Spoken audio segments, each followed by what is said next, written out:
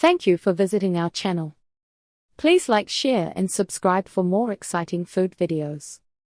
Welcome to today's video. In this video, we'll explore the authentic taste of Pão de Queijo, Brazil's traditional cheese bread. We'll talk about its history, ingredients, and what makes it unique and loved around the world. Stay with us as we uncover the story behind this delicious treat. Imagine walking into a sun-drenched bakery in Brazil early in the morning.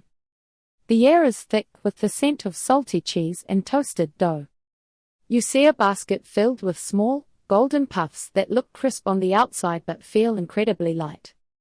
This is Pão de Queijo, the beloved cheese bread that serves as a cornerstone of Brazilian food culture. It is not just a snack, it is a warm hug in culinary form. Whether you're grabbing a handful at a corner padaria or enjoying them at a family breakfast, these bites are addictive. One of the best things about them is that they are naturally gluten-free. Because they rely on tapioca starch instead of wheat flour, they have a unique, stretchy texture that you won't find in traditional rolls. Let's look at what makes this simple snack so special. The fascinating history behind Pão de Queijo. The story of this iconic snack begins in the 18th century in the state of Minas Gerais.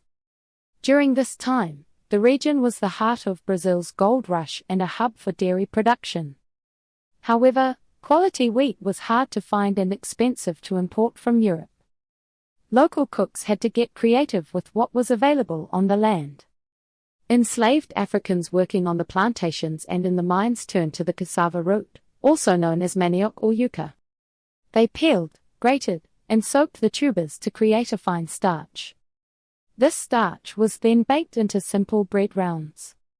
These early versions were basically just starch and water, lacking the rich dairy flavor we love today. A dimly lit historical kitchen scene in 18th century Minas Gerais, Brazil, showing hands preparing dough from raw cassava roots using simple clay pottery. Earthy muted colors in oil painting style, representing the origins of Pão de Queijo.